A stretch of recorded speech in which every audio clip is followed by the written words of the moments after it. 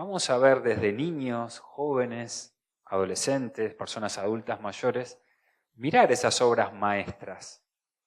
Y están todos compenetrados, y aunque no sepan nada de la historia del pintor, ni de la historia de lo que estaba ahí, de por qué se pintó, de cómo se pintó, aunque no sepan la técnica de fumato, por ejemplo, que utilizaba Leonardo, ni sepan de perspectiva, la obra les comunica, les llega al alma.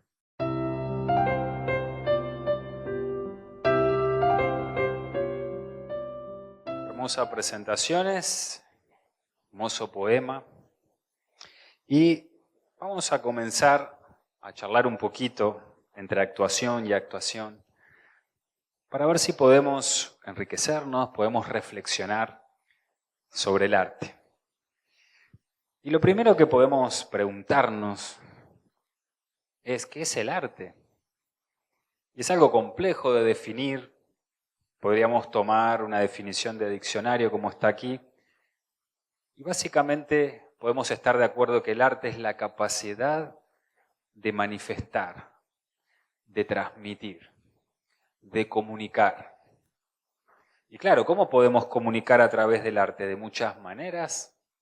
Podemos comunicar a través del sonido, de la palabra, como recién nos transmitía Natalia en el poema de Gabriela Mistral.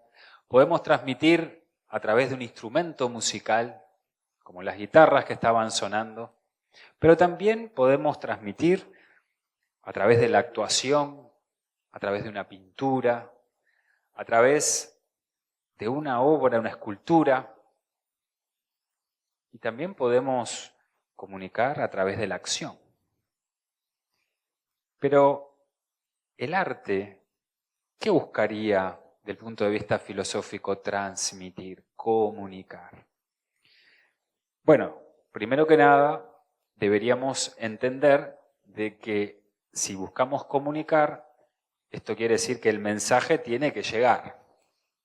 Esto ya nos plantea un problema, que quizás en el mundo contemporáneo, mejor dicho, en el posmodernismo, hemos olvidado un poco. Y es que si quiero ser un artista y quiero comunicar, mínimamente tendré que intentar de que mi mensaje se entienda, llegue. Porque si mi mensaje no se entiende y no llega, entonces mi arte no es bueno, porque la gente no está entendiendo lo que yo quiero comunicar. Vamos a poner un ejemplo. Es como si alguien hace una composición en la guitarra para que nos sintamos alegres. Entonces antes de tocar nos dicen, tienen que ponerse alegres porque lo que voy a tocar es para dar alegría. Bueno, en realidad no debería decirnos nada, simplemente al tocar la guitarra, si es un buen artista, nos va a comunicar la alegría y eso va a vibrar en nosotros. Si no logramos hacer eso, quiere decir que todavía nos falta seguir trabajando como artistas. El arte, en el mundo antiguo, tanto en Oriente como Occidente, siempre tuvo la finalidad de transmitir la belleza. Y es así que con el correr del tiempo, los siglos, se utilizó allá por el siglo XVIII la palabra bellas artes. Watteau, que fue un francés, filósofo humanista, también historiador del arte, fue el que utilizó ese término bellas artes, inspirándose en la tradición grecorromana de que las artes debían transmitir belleza, y así clasificó. Porque si nosotros tomamos la etimología de la palabra arte, arte viene del griego, quiere decir tecné. Pero cuidado, tecné para el mundo griego era técnica.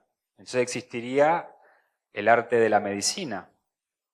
Existiría también el arte de la construcción, como la ingeniería. Existiría también el arte de construir barcos. Pero eso es ciencia. Por eso se le colocó este término de bellas artes, en el sentido que eran aquellas artes que transmitían, a diferencia de lo que hoy entendemos como ciencia modernamente, o que buscaban transmitir la belleza. Y por eso se incluía el canto, la danza, la literatura, el teatro, y fue variando con el correr del tiempo la lista. Inclusive modernamente Podemos incluir, gracias a la tecnología, el cine también, que es una forma de arte, es una forma de comunicar. Pero el arte, como decíamos hace un momento, a diferencia de la ciencia, el arte no se razona. El arte simplemente se contempla. Es una vía directa. Cuando miramos una obra de arte, lo que hay que hacer es contemplarla. Es una vía, diríamos, intuitiva, no racional. Por eso decíamos que quizás una de las críticas o reflexión que deberíamos hacer es que a partir del siglo XX, obviamente con el invento de la fotografía, el arte buscó renovarse, cambiarse y ya no mostrar quizás la realidad o la belleza, sino transmitir muchas veces ideas, hasta prescindir inclusive de los objetos, simplemente buscar transmitir una idea, lo que se llama arte conceptual. Que hay arte conceptual muy bueno, pero también hay otro en el que no entendemos nada, entonces ahí hay un problema. Porque aunque escribamos un manifiesto sobre lo que debe ser el arte, si al final del día, cuando la obra de arte se manifiesta y nosotros la contemplamos y no nos comunica nada o no la entendemos, entonces no es arte. No necesito leer un libro para entender el arte. Es directo. Y el arte genera, y sobre todo las grandes obras maestras o clásicas, y cuando me refiero a clásicas, no me refiero al periodo clásico, que podemos encontrar, por ejemplo, en la música, donde colocamos a Mozart, a Bach lo colocamos en el barroco antes, después a Beethoven lo ponemos en el medio, saliendo ya del clasicismo al romanticismo. No, nos referimos clásico como aquellos elementos o aquellas obras que han traspasado el tiempo y que podemos verlas en muchos museos. Y algo muy curioso, si alguna vez tienen la suerte de poder ir a esos grandes museos, que muchos están en Europa, como el Louvre o el Museo Británico, es que vamos a ver desde niños, jóvenes, adolescentes, personas adultas mayores, mirar esas obras maestras. Y están todos compenetrados, y aunque no sepan nada de la historia del pintor, ni de la historia de lo que estaba ahí, de por qué se pintó, de cómo se pintó, aunque no sepan la técnica de fumato, por ejemplo, que utilizaba Leonardo, ni sepan de perspectiva, la obra les comunica, les llega al alma. Entonces, esto es lo primero que vamos a hablar, que es que el arte debe comunicar. Y después vamos a hablar de que debería, o por lo menos así la filosofía nos lo enseña, comunicar la belleza. Ahora a continuación, hablar de un tema muy escabroso, pero bueno, los filósofos siempre han sido valientes y como dice una antigua máxima, nada hay superior a la verdad. Y vamos a tocar un tema que es, como decíamos, realmente se toca poco modernamente, y es si realmente la belleza es subjetiva. Y bueno, generalmente a veces se dice que la belleza depende del ojo del que la mira, la belleza también depende de la cultura, porque si vamos a ver diferentes culturas, no solo actualmente, sino del pasado, las formas son diferentes, pero hay muchos estudios que muestran que ya desde que uno es un bebé, los bebés pueden reconocer la belleza y eligen la belleza. Claro, un bebé todavía no tiene ningún proceso de endoculturación, o sea que ya nosotros de alguna manera traemos en nuestro ADN la capacidad de percibir la simetría, la proporción, etc. Y claro, capaz yo les pregunto cuál de los dos les parece más bella, en general creo que la mayoría elegiría el de la izquierda. Pero hay algo que nos lleva a preguntarnos cómo podemos entender la belleza o dónde está la belleza. Porque si decimos que el artista es alguien que tiene que comunicar, para poder dar hacia afuera, tengo que darlo, primero encontrarlo adentro. Es decir, no puedo dar lo que no tengo adentro. No puedo expresar lo que no tengo adentro. Entonces, de alguna manera, como nos dice la tradición filosófica, habría que buscar la belleza dentro de nosotros. Si comparamos dos cuadros, el anterior, el de la banana, si les interesa, sale unos $120.000 más o menos. Sí, tiene fecha de caducidad, pero uno lo puede volver a poner. Sí. Y este es más barato. Este sale unos $3.000.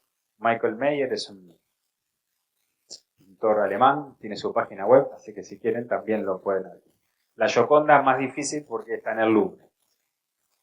Entonces, como decíamos, hoy en día en el mundo contemporáneo hemos caído muchas veces en una especie de nihilismo, de relativismo en general, y bueno, decimos esto, que la belleza depende para cada uno y que depende del ojo que la mira. Sin embargo, para toda la tradición de Oriente y Occidente, muy bien nos lo explica el filósofo Platón, la belleza está en relación con la naturaleza. Y vamos a traer a un gran, no solo artista, sino que también fue un gran ingeniero, ¿sí? Que fue y creador, que fue Leonardo da Vinci, que nos dice que la naturaleza es la fuente de todo conocimiento verdadero. Ella tiene su propia lógica, sus propias leyes. Ella no tiene ningún efecto sin causa, ni invención sin necesidad.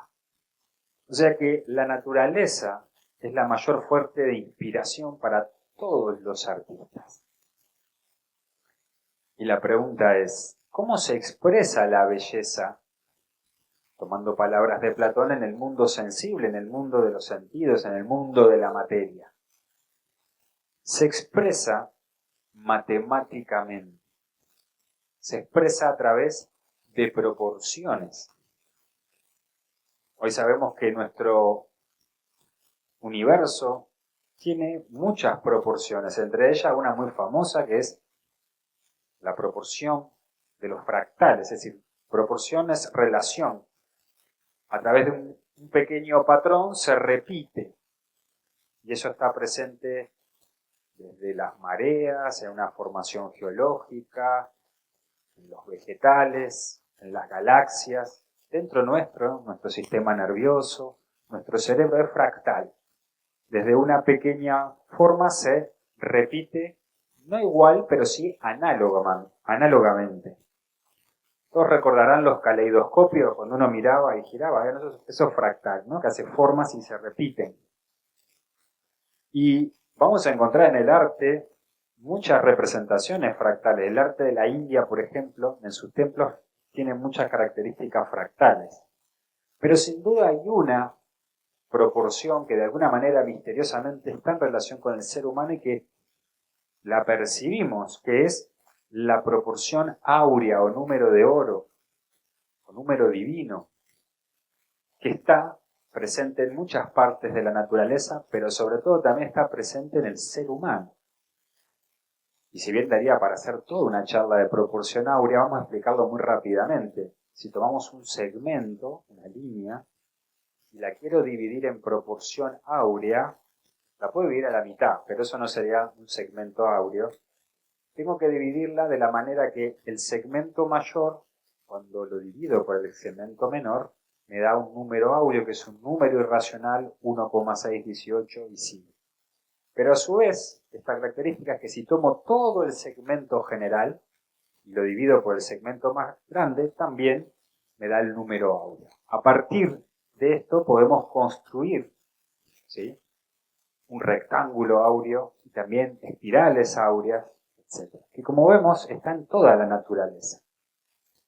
Pero ¿qué es lo curioso? Que cuando vamos al arte, que consideramos muchas veces las obras maestras clásicas, vamos a ver que esta proporción se encuentra, sin duda, en la Gioconda o Mona Lisa de Leonardo da Vinci, porque el Renacimiento recupera todo este concepto de proporciones y del concepto del número áureo, pero también lo encontramos en otras culturas, la famosa, la gran ola de Hokusai.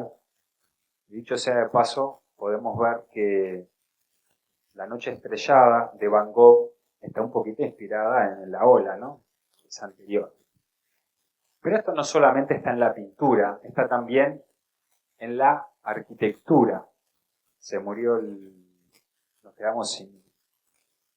Ay, creo que haber sido la batería.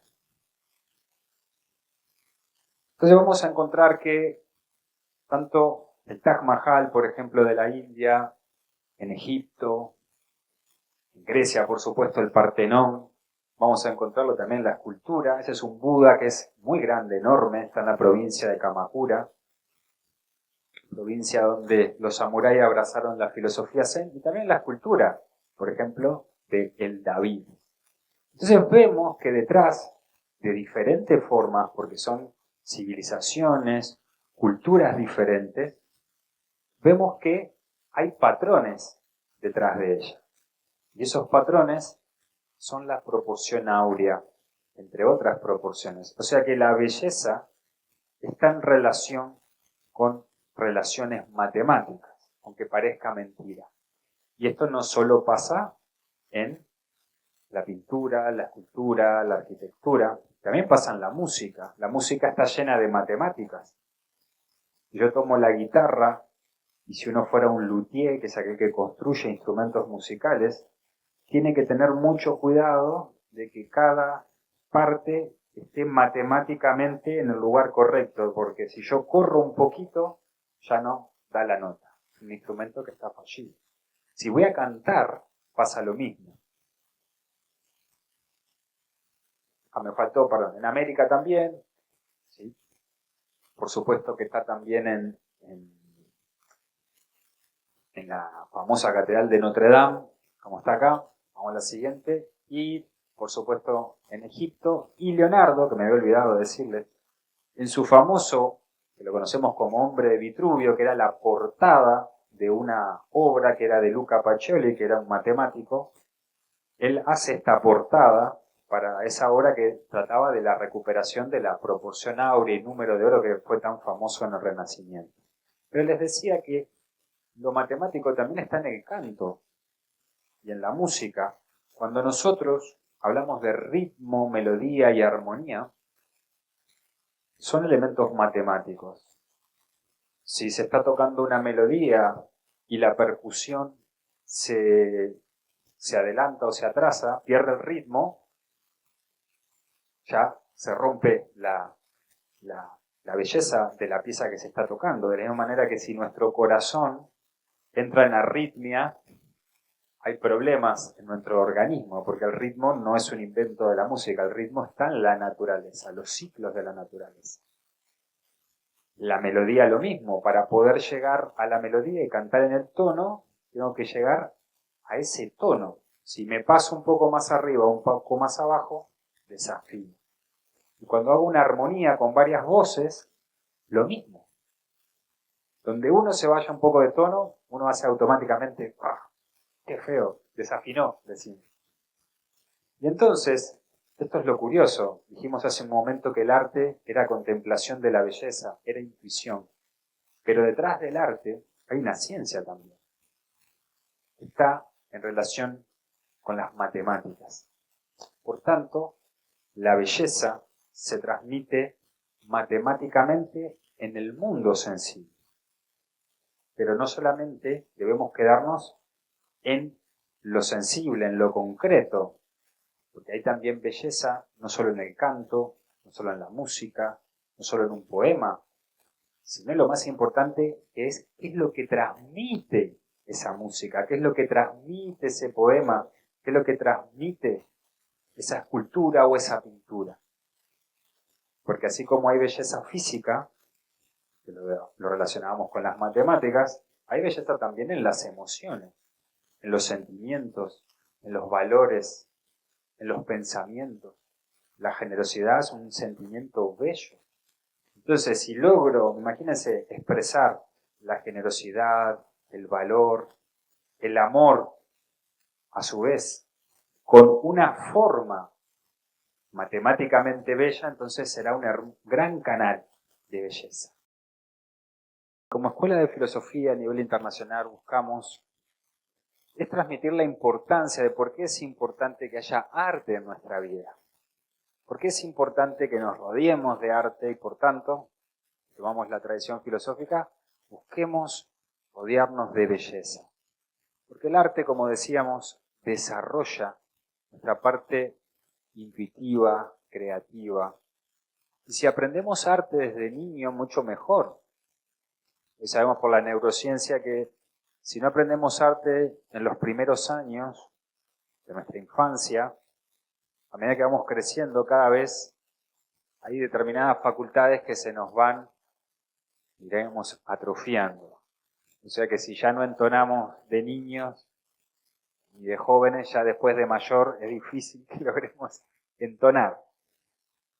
Ni que hablar de determinados instrumentos musicales que son muy complejos, que si no empezamos a una edad muy temprana es imposible poder tocarlos. Pero más allá de esto, no importa la edad que tengamos. El arte nos da una oportunidad, como decíamos, de expresarnos, de canalizar lo que está dentro nuestro. Y el arte es tan maravilloso que tiene tantas formas de expresión que podemos encontrar una que nos guste, que esté en relación con nosotros, que de alguna manera nos permita canalizar eso. Si nos rodeamos de arte y sabemos de una forma inteligente utilizarlo, podemos, por ejemplo, cuando estamos muy cansados y nos falta energía, poner, por ejemplo, una música que nos dé energía, que sea rítmica, que tenga fuerza. O por el contrario, cuando estamos muy estresados y necesitamos tranquilizarnos, también podemos poner una música, pero ahora que nos relaje, que nos baje. Podemos también rodearnos de elementos armónicos, bellos, porque sabemos hoy en día que eso afecta mucho a nuestro elemento, a nuestra parte, diríamos, psicológica, lo que los antiguos llamaban alma. Es decir, nuestras emociones, nuestra mente se afecta por el entorno, se afecta por el sonido. Por eso cuando vamos a ver una película, las bandas sonoras provocan en nosotros un impacto. Si viene un momento épico, suena una música épica y nosotros acompañamos las imágenes con la música. Si es una película donde da miedo, nos van a poner una banda sonora de terror, ¿no? Como Tiburón. Nos da miedo ahí. Charan, charan. Solamente con unas pequeñas notas ya nos impacta el alma. También, cuando hablamos de arte, hablamos de la importancia que tiene como compañera de vida. Les traigo un ejemplo de quizás una de las mentes más brillantes del siglo XX, que fue Albert Einstein, que no muchos saben que tocaba el violín. Parece que era bastante bueno. Y él decía, si no fuera físico, probablemente sería músico. A menudo pienso en música. Vivo mis sueños en música. Veo mi vida en términos musicales. No puedo decir si habría podido hacer alguna pieza creativa de importancia en la música, pero sí sé que lo que más alegría me da en la vida es mi violín. Y a veces tenemos este concepto también muy postmodernista de que si uno es artista no tiene nada que ver con la ciencia. Si es científico no tiene nada que ver con el arte. Si es un político tampoco tiene nada que ver con el arte ni tampoco con la ciencia. Si uno es místico y le interesa lo sagrado, tampoco. Y en realidad, la filosofía nos enseña que una verdadera educación en nuestra formación del carácter como seres humanos, recordemos que educación viene de educir, que es sacar aquellas potencialidades que están dentro nuestro, y que la educación, para todas las escuelas de filosofía de la antigüedad, no era como entendemos hoy hacer la primaria, secundaria, ponernos a trabajar o hacer una carrera universitaria y se terminó. La educación era toda la vida. Toda la vida nos estamos educando, toda la vida estamos educiendo, toda la vida nos estamos desarrollando, diríamos evolucionando, o por lo menos debería ser así. Entonces, una educación integral que integre no solamente elementos racionales, sino también elementos artísticos que son intuitivos. Por eso los antiguos utilizaban ese doble lenguaje, el lenguaje del símbolo, que es intuitivo, un lenguaje simbólico, y también el lenguaje racional, dialéctico. Un ejemplo muy claro lo tenemos en la filosofía de un personaje que ya lo he nombrado varias veces, que es Platón, que él nos habla en sus diálogos, muchas veces muy racional, dialécticamente, pero en otros momentos recurre al mito de la caverna, al mito de usa lenguaje simbólico y lenguaje racional. Hoy sabemos por la neurociencia que nuestros hemisferios de alguna manera se relacionan con eso. Nuestra parte derecha se relaciona con la parte intuitiva y nuestra parte izquierda con lo racional. Pero si nosotros mutilamos una parte, es como que estamos o tuertos o cojos, o sea, nos falta una parte. Y eso también nos lleva a que sea más difícil entender a los demás seres humanos, porque nuestra visión está empequeñecida, empobrecida. Por eso es tan importante tener una visión amplia. Y aunque no vayamos a ser seguramente ni Mozart, ni Leonardo, Da Vinci, ni Miguel Ángel, no importa. Siempre busquemos algo para hacer, un rincón, para poder tener contacto con el arte. Y si se nos da muy mal, quizás el tocar un instrumento, quizás podamos recitar. Y si se nos da muy mal recitar, quizás podamos cantar. Y si se nos da mal cantar, siempre tenemos el recurso de por lo menos escuchar arte, mirar arte, rodearnos de arte. Otro de los mayores problemas también en nuestro mundo actual que nos aqueja, que tenemos muchas ventajas porque tenemos mucha tecnología, tenemos muchas de las necesidades básicas más que cubiertas, pero sin embargo, en otros aspectos, a veces carecemos de la capacidad de esforzarnos, de mejorarnos, de perfeccionarnos. Les traje una frase de quizás fue el mayor escultor o uno de los mayores escultores del Renacimiento, que fue Miguel Ángel, y que una de sus obras más conocidas es, por supuesto, el David. Todos sabemos que tenemos una copia ahí frente a la Intendencia, aunque claro, el entorno urbanístico no le favorece mucho, pero podemos apreciarlo. ¿Y qué decía Miguel Ángel? Decía, el mayor peligro para la mayoría de nosotros no es que nuestra meta sea demasiado alta y no la alcancemos, sino que sea demasiado baja y la consigamos. ¿Qué quiere decir esto? Que a veces, por pereza, por falta de fortaleza, caemos en la mediocridad. Y esto es para el arte y para cualquier actividad humana. Siempre es bueno tener metas altas para esforzarnos en ser una mejor versión de lo que somos. Si ponemos metas muy bajas, nos vamos a conformar con el mínimo. Pero eso nos hunde en la mediocridad.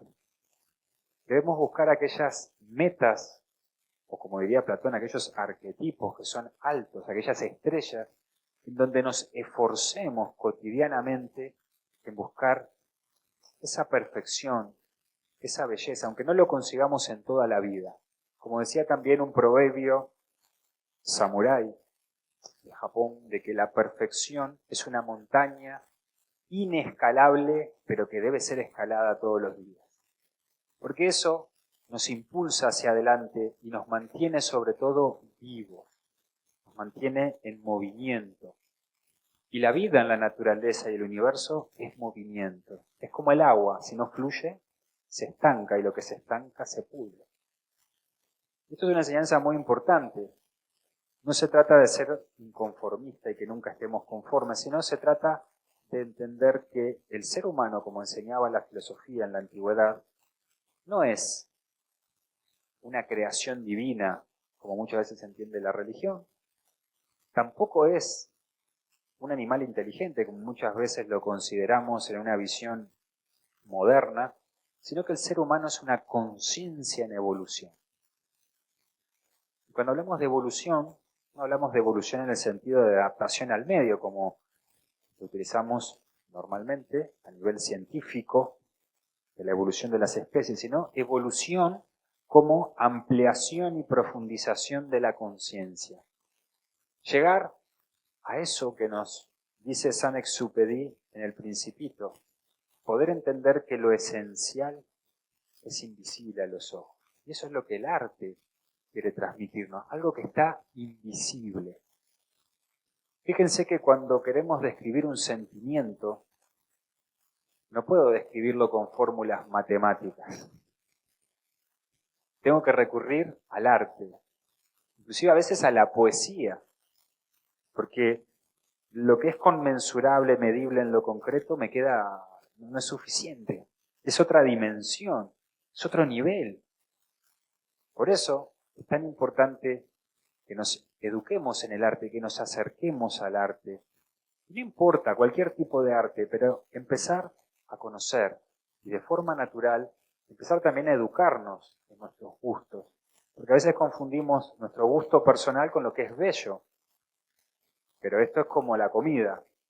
Si solamente he comido comida chatarra toda mi vida, cuando me sirven otro plato, no me va a gustar. Tengo que aprender, educarme, saber dónde están las cosas que son más armónicas en lugar de otras. Y todo tiene lugar en la vida. Porque también de vez en cuando podemos comer una comida chatarra, no pasa nada. El problema es si todo el tiempo estoy comiendo comida chatarra. Y si todo el tiempo estoy consumiendo quizás arte o lo que entendemos por arte, pero que no transmite cierta belleza, no transmite elementos armónicos que nos enriquezcan como ser humano. Y para finalizar, recordar eso. Si nosotros nos volvemos una persona más bella, estamos hablando de una belleza que, como dice Platón, es arquetípica, es interna, no se ve, no se toca, una belleza que está en relación con nuestros sentimientos, con nuestros pensamientos, y que sí se va a reflejar en la acción. Vamos a convertir en una persona bella, pero bella por dentro. Porque a veces decimos, esta persona es bella, pero generalmente nos referimos solo físicamente. Y ahí sacamos el compás áurico y decimos, sí, tiene proporción áurea. No, estamos hablando de una belleza interna del ser humano. Y todos queremos estar cerca de una persona bella porque esa persona, si es bella por dentro, tiene valores. Si tiene valores, confiamos, sabemos que tiene generosidad, que tiene inteligencia, que tiene voluntad, que tiene amor, que tiene paciencia, que tiene perseverancia, que tiene constancia. ¿Saben qué es eso de las virtudes? Virtud en griego quiere decir arete, excelencia. Y el verdadero arte, o el arte más elevado, porque como la belleza, entre lo muy bello, o el arquetipo de belleza y lo que no es bello, hay toda una escala, como entre lo bueno y lo que no es bueno, entre lo justo y lo que no es justo. Pero la belleza, en la medida que va subiendo, nos va a acercar a esa sabiduría. Eso es lo que quiere decir filosofía. Amor a la sabiduría. Hola, no te olvides de suscribirte a nuestro canal de YouTube y compartir este video para que más personas puedan disfrutar de estos conocimientos. Y si te interesan estos temas, no dejes de buscar la sede de Nueva Acrópolis más cercana a ti, en donde desarrollamos el curso de Filosofía Práctica, un programa exclusivo que existe desde 1957 en más de 50 países, hecho 100% por voluntarios que aman la filosofía y desean compartirla con todos. Las clases tienen mucho diálogo, reflexiones y ejercicios para aplicar a la vida cotidiana. Estamos en más de 400 sedes en todo el mundo, abriendo nuevos cursos todos los meses, además de actividades de cultura y voluntariado.